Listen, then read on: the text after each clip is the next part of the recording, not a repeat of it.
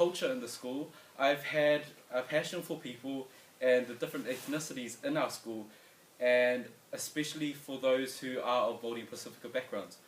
I've been asked to share my experiences of NCEA as a Pacific leader in the school, hoping to guide you with NCEA so that you can support your children to help them achieve to the best of their abilities.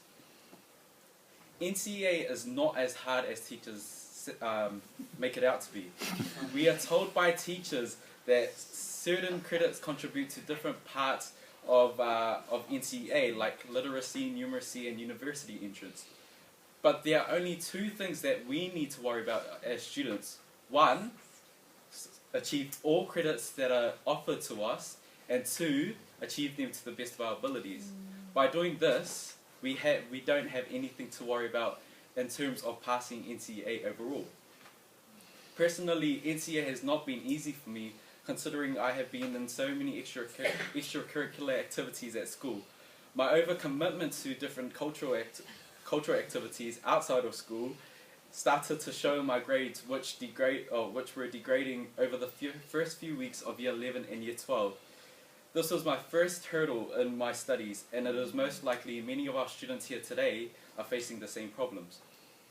It has taken me 2 years to manage my time wisely and balance both academic success and extracurricular activities. I know that many Pacifica students are involved with sports and cultural activities in school, but the thing to remember is school always comes first. Yes, joining sports teams and cultural activities does create a sense of belonging and does give you a chance to manage your time, but too many of them can have a negative and detrimental effect on your studies and the way you experience NCEA level 1, 2 and 3. So before falling into the trap what I did was I made a calendar, and on that calendar mark every single assessment coming up through the year and find out and when they did come out, mark them onto the calendar straight away. Then I marked the due dates for every single assessment, training days, practice days for activities outside of school, trips and any other special events during school that you might be involved in. And the most important and final thing I did was that I talked with my family to incorporate them into my timetable and mark special family events also in my calendar. So after doing this, I made a copy of the calendar for my family and myself so that both of us had a copy each and we were all on the same page. A big part of our Pacific heritage is ainga or whānau, so this is why incorporating them into our calendar was such a big thing to do. But also it allows everyone in the household to be on the same page, so you don't have anyone kind of bumping into each other when it comes to extra things in the house. Starting this process at junior years will not only help out sort your school life out, but also your study life as well. So for every gap that you have in your calendar, it gives you a chance to study for extra things coming up, and you can start to kind of juggle what's going on in your life.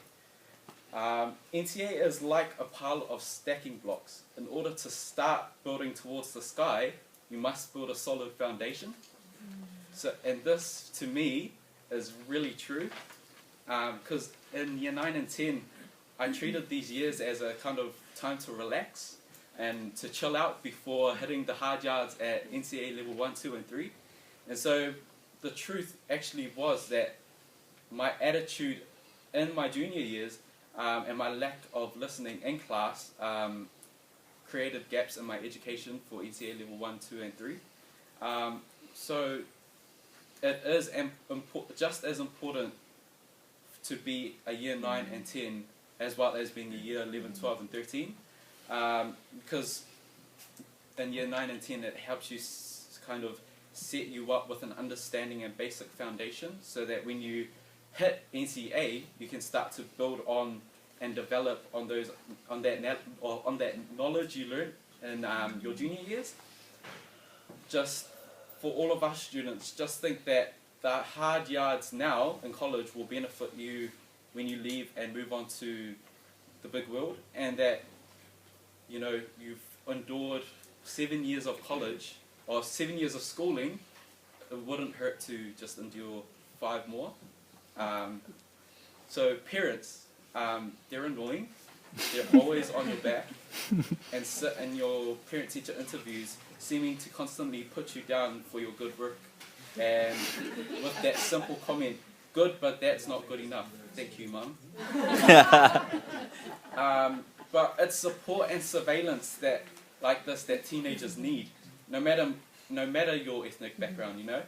I am thankful to God that both my parents have been annoying and always on my case, because it shows them that they care for me, and it means that they have given me guidance when I have done wrong.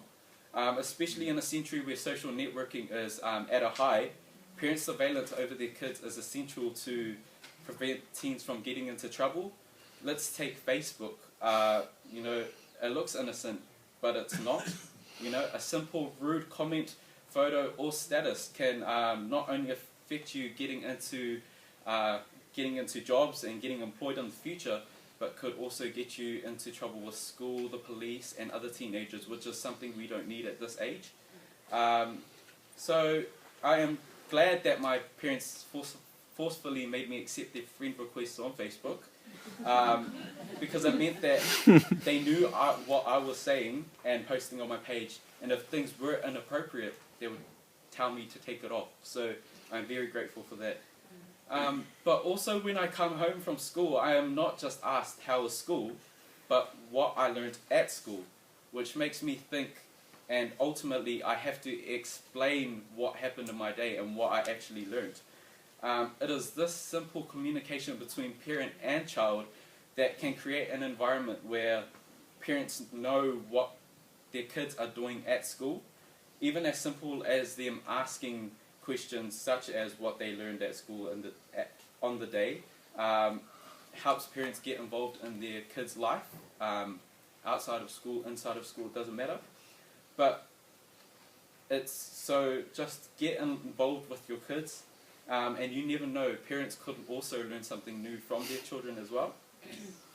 So don't be afraid to stalk your kids on their networking pages, or to constantly update them on work and assignments, because all you're doing is aiding your kids to be the best that they can be. Sometimes it is hard to concentrate for our students, and all of our students have different techniques to learn. So many of us prefer physical learning, or something that doesn't involve us sitting in front of a teacher listening to them talking for the whole period. But if you do have a teacher like this, there is no other way to get over it but just to harden up and handle it. But there are ways that you can survive through a whole period if you have a teacher like this. Things like simply opening up the window, go drink some water, or even ask to go toilet, but instead go for a 2-minute walk. I know it's something that a school prefect shouldn't be telling you students, but I believe that if 2 minutes of walking around can help freshen up your brain, and that would equal you to concentrate for a whole hour's lesson, then it's worth it, than rather sitting in class and dazing off the whole period. So for us students, take your education into your own hands and make yourself feel comfortable in a class environment if you're feeling bored and tired. But you must also return the favor by listening and always following instructions by your teachers. So, just looking over my junior years and the first 2 years of NCEA, what sums it all together is that I don't regret the things I did do, but I do regret the things that I didn't do when I had the chance. And there are so many things that I could have done, or yet I didn't choose to, and I used my extracurricular activities as an excuse. So I just hope that you've absorbed some of the things that parents and students can improve on. It is because of these regrets that I am now aiming for to be the best that I can be, and hoping to move on to university to do big things and to think big. So never underestimate yourself, and when you feel like school is boring or useless, just remember 5 more years of college, or 3 or 2, and then you're off into the big world. And just to finish off, I just want to leave you with a quote that I live by, and hopefully it'll make you think about your years at college.